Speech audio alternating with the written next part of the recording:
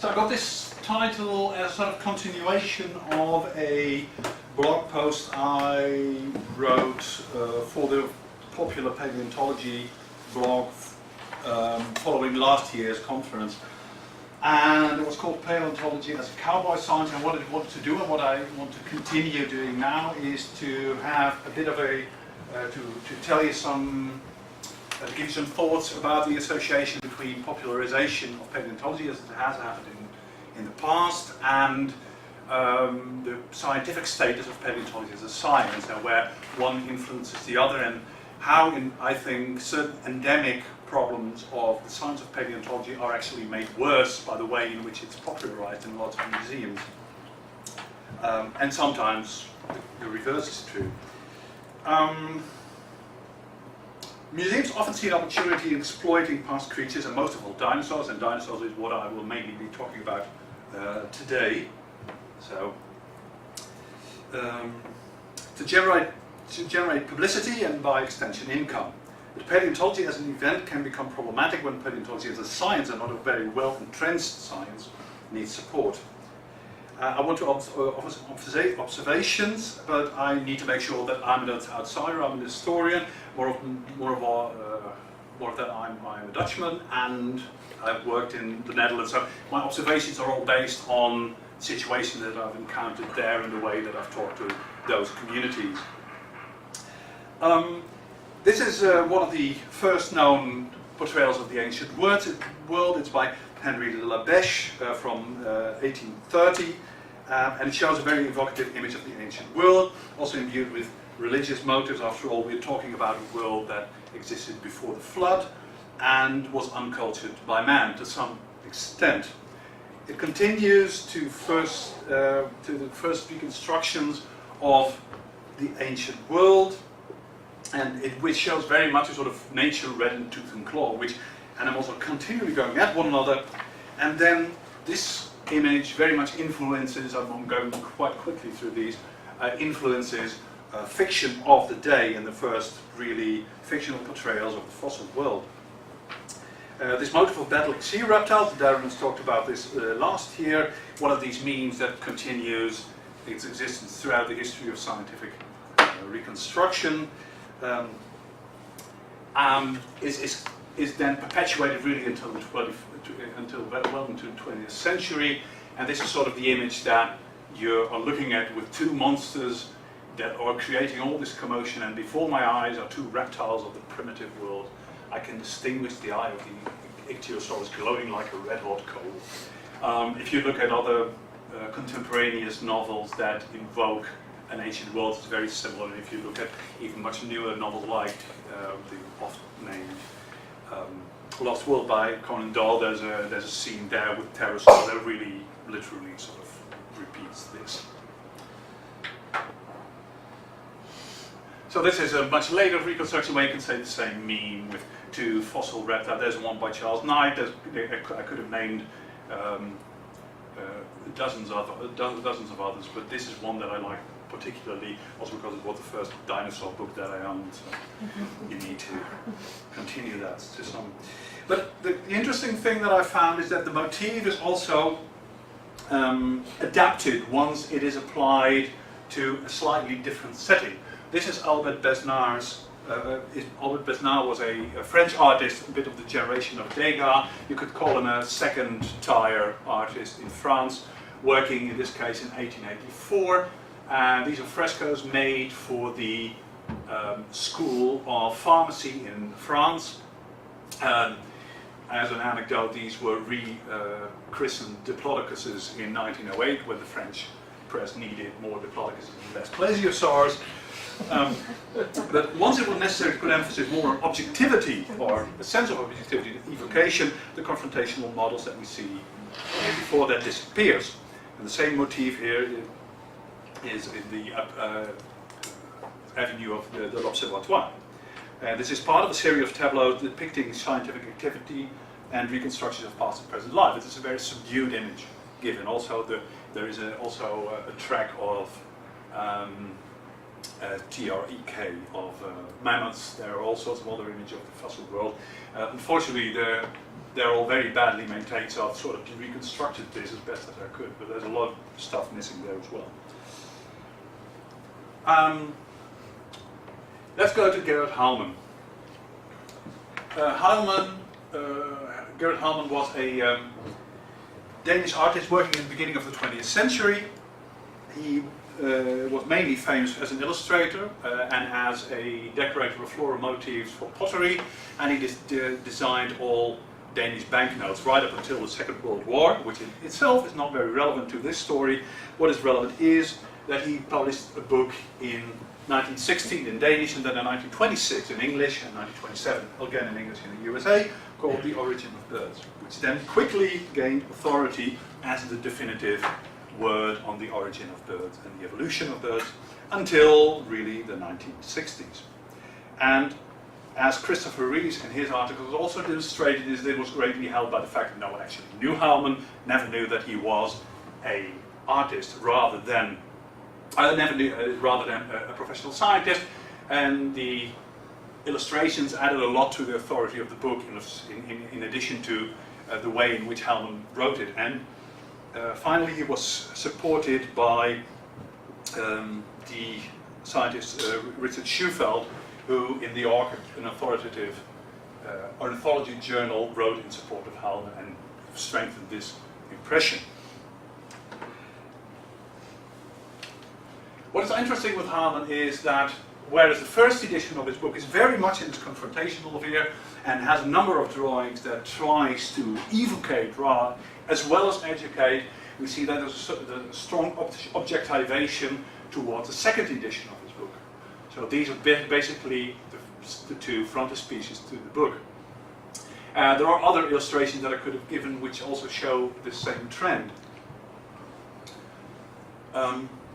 And as Hulman states himself, he wants to get away from this whole artistic idea of evoking emotion and wants to stick to the facts. And what facts are, of course, is entirely his own interpretation. But and some would say that Hulman's facts aren't anyone else's facts. But he places very strong emphasis on that. And in so forth, I see a sort of a link between Besnard's approach, who really wants to show the banality of fossil life rather than the eccentricity of it, and what Hulman tries to do. This is a particularly interesting one. These are iguanodons, in case you hadn't noticed. So there is, the paleontologist seems to veer back and forth between a more or less speculative approach and different ways of using these. The words of artists such as Eli Kish and even more Louis Ray put evocation clearly above an attempt to realistically depict the world of the past. Modern artists such as Mark Whitten, I'm hoping I described this, I've tried to check this, I've got the right pictures to the right people, but do call me out if I don't. John Conway, and in this case Simon Stollenhoe, used the banality of everyday life to portray the commonness of life in the past. This does not mean that the photographic representation is the only course for paleo art. Illustrations such as John Conway's Allosaurus meets Camptosaurus, I don't know whether that's the exact title, but I'm sort of assuming that it is, succeeded very well in emphasizing idea or a concept, here the often non-confrontational relationship between potential predators and prey animals, without striving for any sort of literal realism. But there are limits, of course, as William Mitchell said, no one needs a cutest dinosaur. Let me offer a second analogy which shows how the contrast between speculation and the illusion of certainty comes into play and adds to the status or lack of prestige of the science of paleontology. And that is the adoption of paleobiology in the beginning of the 20th century. Paleobiology, let me give a quick and dirty representation, departed away from the practice of paleontology as a purely anatomical science and an integration with zoology and ecology. That's a very cool, and there are all sorts of caveats, but let's go with that for the moment. Basically, we have two people supporting paleobiology in the beginning of the 20th century. The one is Otto Jekyll, of whom a biography may appear in the coming 4 years, who was a scientist working in Berlin, later in Greifswald in northern Germany, and who was really defined as being what in German is called a Netzwerker, a network scientist. Political conservative, a cultural progressive, which is an interesting combination in Germany of the time, and he really makes contact with the cultural, political and economic elite of the empire. People like Friedrich Anton Krupp, the arms magnate, lots of politicians, a lot of cultural people such as Hugo von Hofmannsthal, Richard Strauss, and people like that. But he does have issues with authority. He's demanding, he's impatient, but he's also very active, and he founds the Paleontological Gesellschaft in 1912, which is the first really professional organization primarily aimed at paleobiology. Internally, there's all sorts of conflicts, especially within the Berlin Museum, with his superior Wilhelm von Bracke, about the aim of paleontology, whereas traditionally in Germany, paleontology is primarily used as a discipline to date geological formations. So that's really the reason why traditionally the geologists really want to keep paleontology within their own field. The contrast is Othenio Arbol, an Austrian, graduated as a lawyer, but also as a paleontologist, very active as an administrator, both political and cultural conservative, and a virulent anti-Semite, and later on a National Socialist, an active National Socialist. And I'm mentioning this, although Klaus Taschfer, who's now working on a biography of Arbol, mentioned that his National Socialism doesn't really influence his science. You could say, yeah, well, that's... I think here also you can say that the way in which he is an anti-Semite does influence the sort of people that he associates with. So that's the beginning of sort of, yeah, saying that that's not really true. And he self-fashions himself together with Louis Dollo, Belgian paleontologist, as the founder of paleobiology, more or less negating other people, such as the aforementioned Otto Jekyll, but also people like Jan Versluys, the zoologist, who also tries to integrate paleontology into his science. As I wrote here, it's difficult to work with and impossible to disagree with. It's notorious how much problems Arbol has with the people he does agree with, and if you disagree with him, you're almost certain to be ostracized from the paleontology community in Austria. And I mentioned these two people because it's a very big distinction between the fate of paleobiology in Austria on the one hand and in Germany on the other hand. And the main difference is the nature of science. In Austria, there is a tradition of speculative science, and one of the best examples of that is the work of Sigmund Freud. The way in which speculation is part and parcel of the way in which Freud works, and tries to, through speculation, tries to extend his knowledge to fields about which he can be certain. And that's totally contrary to the way in which science in Germany works, where mathematics and physics are very much the sciences that define the attitudes toward knowledge in general. In the case of paleontology, a difficult past, this is Carl Anton von Zittel, the doyen of German paleontology around the turn of the 20th century, and he, although he advocated the integration of paleontology with geology and the use of paleontology to advocate evolution, he also never did this in practice. So if someone's very authoritative in the way in which they define the science, it's not very useful to have someone that you can say anything about and still be in the right. And finally, a big difference between Austria and Germany, and therefore a big difference between Arbel's fate and Jekyll's fate, is the different degrees of scientific prestige and ambition, where you can say that in Germany, science was perceived to be instrumental in the furtherment of the nation, both politically, economically, agriculturally, and industrially. So there's a really different setup. What we see here is that the Austrian scientist's attitude to speculative concept helped Arbol to establish himself. And the approach he wanted to take his discipline in to some degree. There was still resistance, but it's of a different nature than in case of Jekyll. Oh, yeah. Whereas Jekyll was greatly hampered by a scientific elite that wanted to hold on to the way in which they could use paleontology to attain some kind of certainty in determining geological formations. And where the stakes were seen to be much higher in support of the nation's prestige. In other words, the believability of the scientific information, plus the way in which it's organized, is a reflection of its societal acceptance and determines whether or not we rely on it. What paleontology lacked in the eyes of the German scientific community was credibility. It was all too uncertain, dependent on speculation about facts that could often not be known in the entire context. Especially in Germany, the discipline was still linked to middle 19th century practices in which traders will simultaneously their students. Oh, that was... Oh, I've got one missing. Okay. No. Okay. You have to think Hydrarchus here. And for the most serious students of science, particularly in physics or chemistry, the width of things like Alfred Koch's exhibition stand Hydrarchus and sensationalism like that never entirely vanished. Lucas Rippel's just written an article about this that really explains the way in which this network of traders functions. And to be fair, paleontologists still had something of those credibility problems in both the scientific and public mind. Some of that, in my view, is created by the way museums see paleontology as the fast route to a quick buck. Then there is some endemic problems of paleontology in the modern world.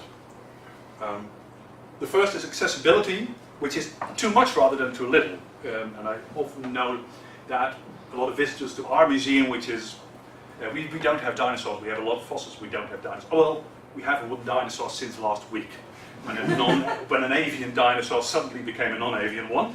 But one of the things I often hear is, if I understand it, it can't be proper science. So, yeah, that's a problem of popularization. If you understand it, if you explain it properly, it's then seen as something, oh yeah, that's difficult. The second problem we have, at least in continental Europe, is the lack of an institutional foundation. So paleontology science was laid to the table. There are few ordinary professorships. There's a scattering to peripheral academic settings, etc. Then there's disciplinary ambiguity. Many paleontologists primarily educated either a geologist or a zoologist, and rarely as a paleontologist, specifically. Finally, it's regarded as something of a scientific luxury item. Even conceded by paleontologists, it's seen as something that's not really essential to the progress of science. And that is something that we heard about earlier, and I think is an attitude that I've still got a bit of video footage that's a minute, so I have to be quick. I want to close off by having a look at the representation by museums and see how that ties in with what I've just said, and talk about T-Rexes. And I'm sorry I have to do this. This is Tristan, the Berlin T-Rex that's been bought by, I think, a couple of Danes and put in the Berlin Museum to raise its monetary value. And then we have our Trix. And Trix was introduced to Leiden last year. And I want to show you something of the pandemonium that ensued. Let's see. Natuurlijk, bioloog Freek Vonk en ook paleontoloog Hans Schulp.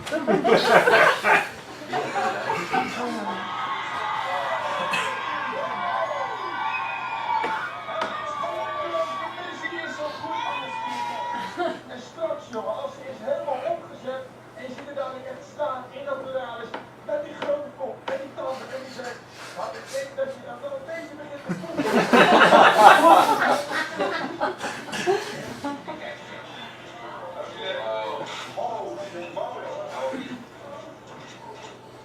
De kop van Trix heeft een enorme impact.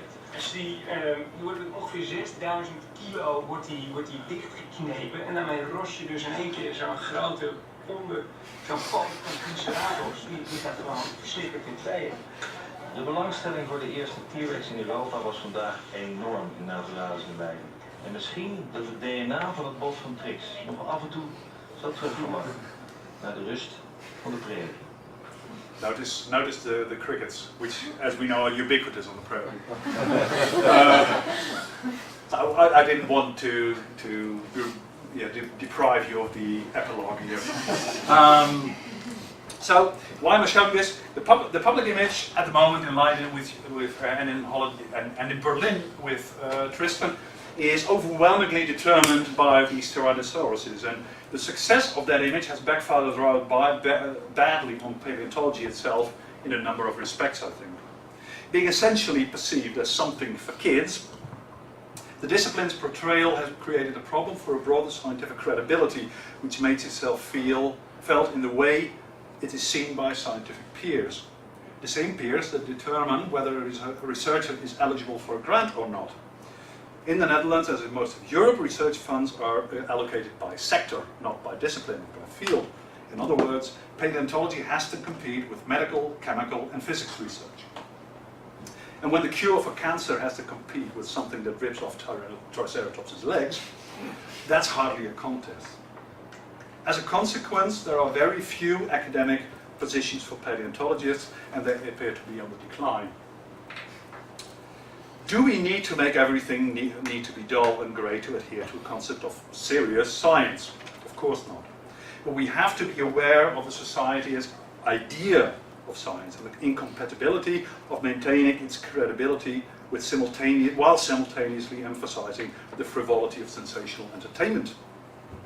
The way in which all yesterday's paleo artists work with a newfound solid basis in speculative or in founded speculations, in my view, is an excellent example of how both don't need to be mutually exclusive. But I think pure public fascination and serious science are not mutually exclusive in any way. And one of the things I've got not as much time as I'd like to, but well, one of the things that might be interesting is to have a look at astronomy, for instance, in the way in which astronomy is popularized, and in which, despite 5 series of Star Trek and 4 Star Wars and cosplays, conventions, and whatever, there's still this balance that astronomy is much better able, in my view, and there are all sorts of caveats that you can mention, to maintain its authoritativeness and simultaneously be very popular and be very well represented in popular media. So that's a bit of an epilogue, but I'll leave it at that.